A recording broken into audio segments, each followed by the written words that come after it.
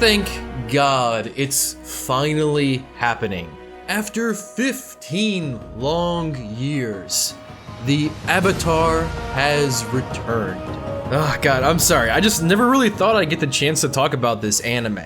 And before everyone gets all political on me, yes, I know that the debate as to whether Avatar the Last Airbender is an anime or not is ongoing and probably will never end. But I'm gonna tell you guys a little secret. I don't really care.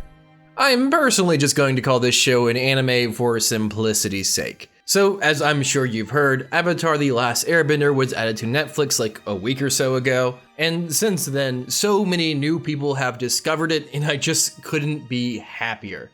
This is one of my all-time most cherished anime that I watched as a kid growing up on television. Not on some seedy website or YouTube in 8 different parts, but on Nickelodeon. So naturally, like most of the population, I decided to rewatch Avatar the Last Airbender. You would have known about this, by the way, if you just followed me on Twitter. I'm not angry that you guys don't follow me on Twitter. I'm just a bit disappointed. Oh shit, where was I going with this? Oh yeah, rewatching Avatar the Last Airbender. This actually wasn't my first rewatch of the show. I actually rewatched it about 5 years ago to make sure I picked up any episodes that I missed as a kid. By the way, surprisingly enough, I didn't actually miss that many. So that was fun and all, but now with it being on Netflix and me being an anime YouTuber, I knew that if I rewatched it now, a lot would change. And I was kind of right. There's actually so many things about this anime that I never understood about this anime until this most recent rewatch. And it just makes me have such a deep appreciation for this show that was made for children. So similar to my Do You Remember Ouran High School Host Club video, I want to take you all through my experience of rewatching this beloved anime. But first, a forewarning. Spoilers, obviously, but also Avatar the Last Airbender is a really long anime, especially when you compare it to shows like Ouran High School Host Club and other just seasonal anime.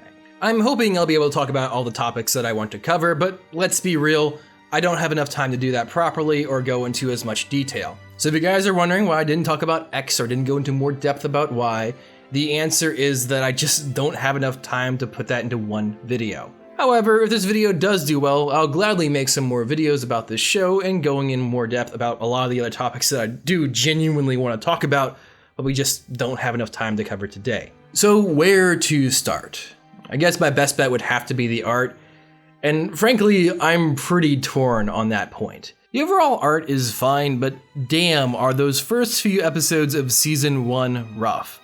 I actually have 2 working theories. Either they got a super low budget at first and after the initial success of the first few episodes they got a budget boost, or more likely, they dedicated 80% of the show's budget to the last few episodes of season 1. Which are freaking gorgeous, especially when compared to the first few episodes.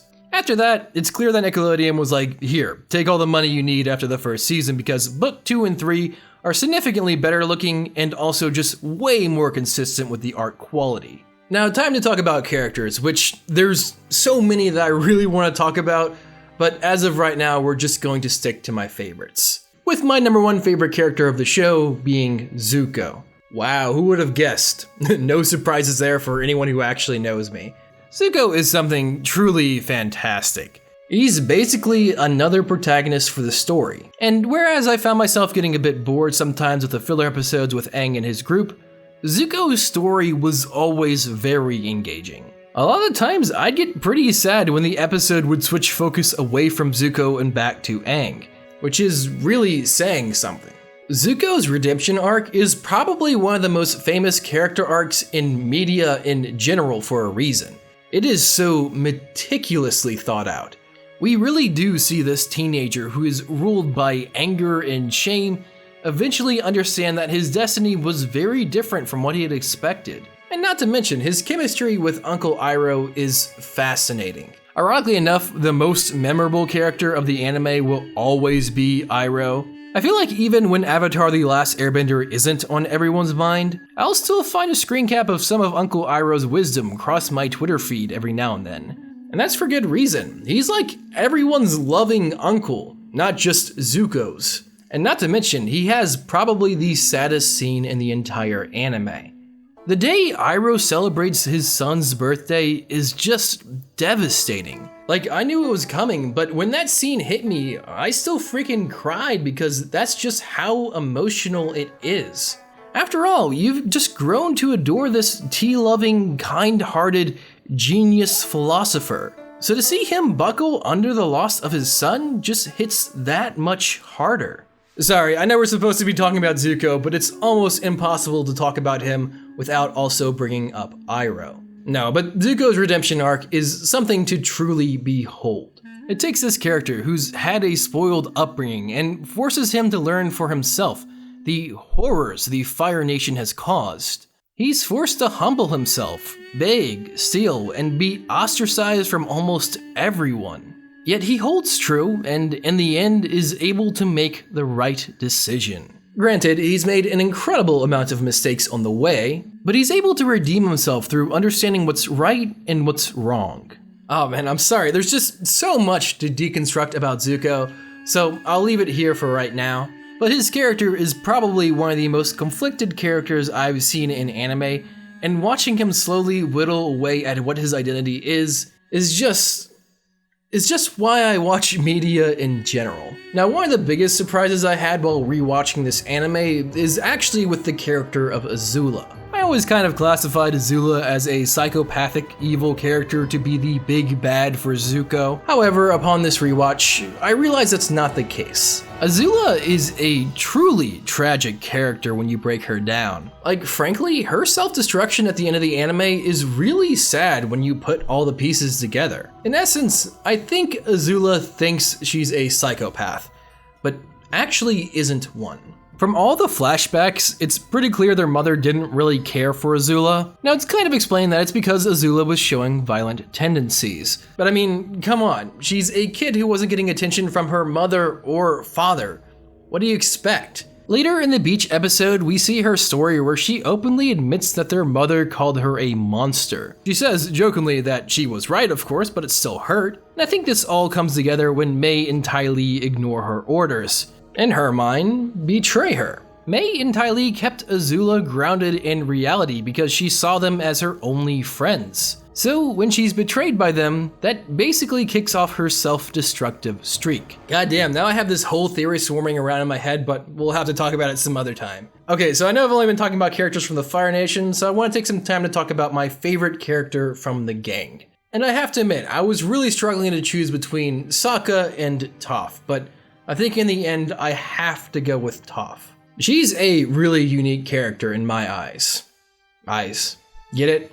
Sokka would be proud, okay? No, but Toph is this wonderfully sassy, clever, and extremely strong earthbender. However, what I think makes her character so great are all the little things. Like her small, unrequited crush on Sokka, or the fact that in some ways, Toph is surprisingly innocent. I think where that is most apparent is when they are on the Zeppelin in the finale and the firebenders begin to burn down the Earth Nation. And Toph says in a rattled voice, "That's a lot of fire, huh?"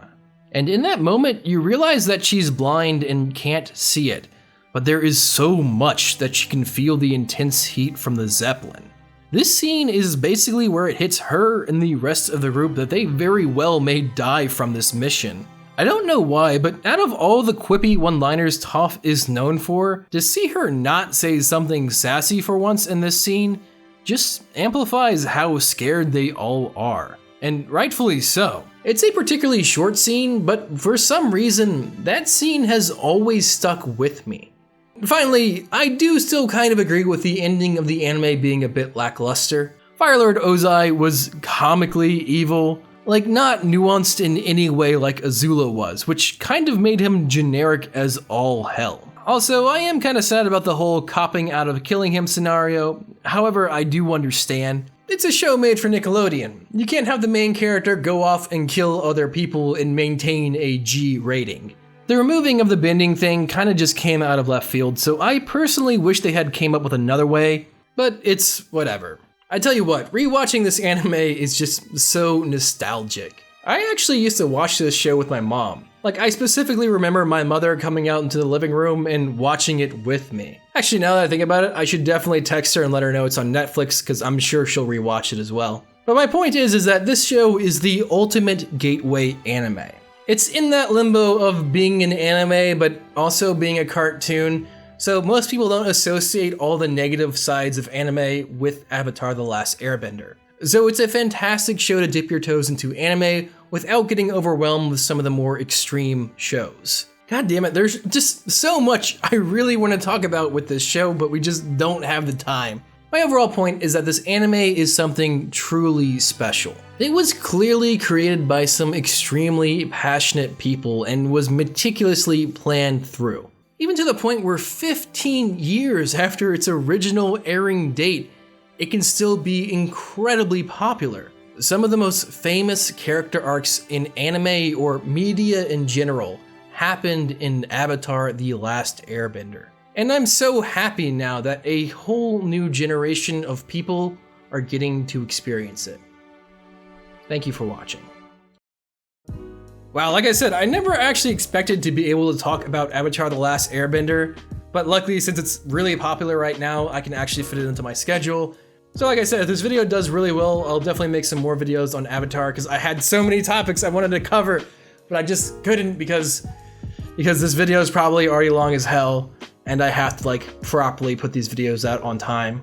Either way, a huge thank you to my patrons. You guys are my heroes. Please make sure you guys share, like, comment, and subscribe. This is Manime Matt. Make sure you guys say man and go watch that goddamned anime.